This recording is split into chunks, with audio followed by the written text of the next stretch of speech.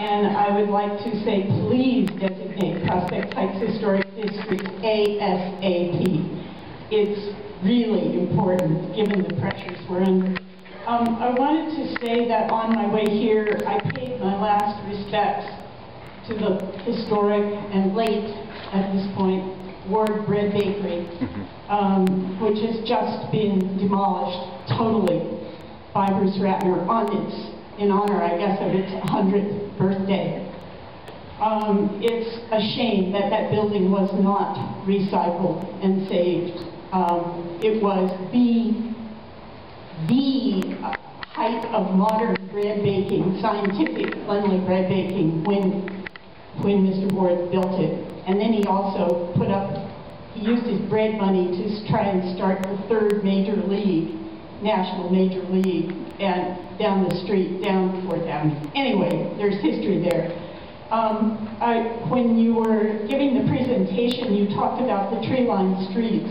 When I moved to St. Mark's Avenue 30 years ago, there were almost no trees on the streets.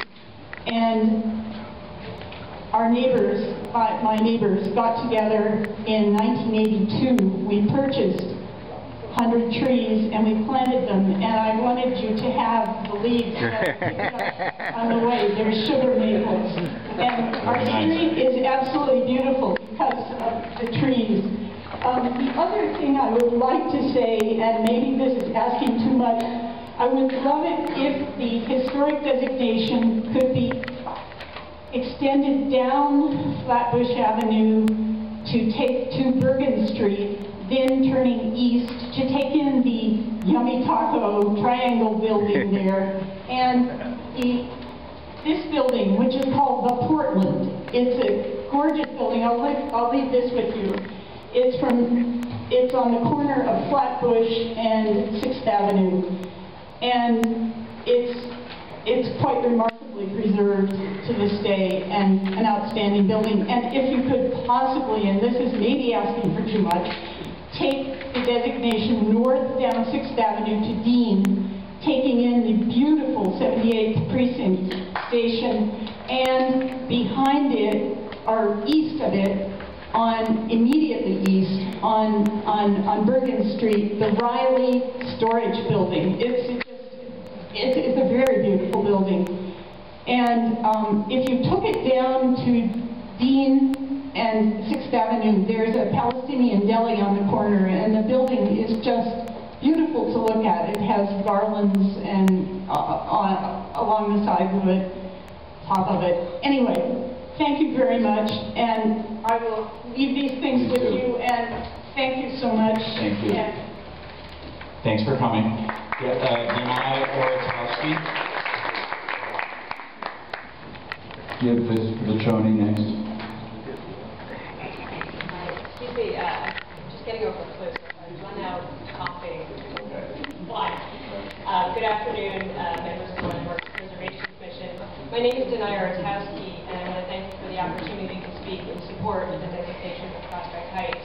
I've lived in Prospect Heights for 15 years, and in that time I've been lucky enough to live in 2 fabulous brownstones. I just want to first express my appreciation to the staff of the Landmarks Preservation Commission, who have worked so hard with the Prospect Heights community on this effort. I also want to thank the Municipal Art Society and the Historic Districts Council for their support. I'm here today to tell you why the architecture of Prospect Heights is significant to my family, and why we believe it's our responsibility to be the caretakers of this part of Brooklyn's history. We feel that although we are fortunate enough to own our own home, we see ourselves as caretakers of history, of beautiful architecture, and of sort of the special fabric of Prospect Heights that makes it a unique and beautiful place. I'm speaking today on behalf of my husband and myself, but I also come today with the full confidence that most of my neighbors support this effort. Over the past 2 years, I have heard my neighbors at community meetings, and I have spoken with them informally about historic designation. Nearly everyone I've spoken with is enthusiastically in favor of landmarking. The Prospect Heights Neighborhood Development Council has collected over 800 letters and postcards in support of designation. I'll let the experts speak about the history of Prospect Heights and its architectural significance, But I just want to mention a few things that I love about the neighborhood. The stately brownstones on Park Place between Flatbush Avenue and Vanderbilt, with their grand staircases and floor-to-ceiling parlor floor windows, the wide streets that once accommodated the trolley lines, the brick row houses on Underhill Avenue that are at odd angles to the present street and are the last vestiges of the old Flatbush Turnpike. On the block where I live, each one of the Romanesque revival buildings has its own unique details carved above doors and windows. There are flowers, fire-spitting dragons, lions, laurel wreaths, and apples, and they're the things you notice only if you take the time to look around and linger. These small details make the architecture lively and interesting, especially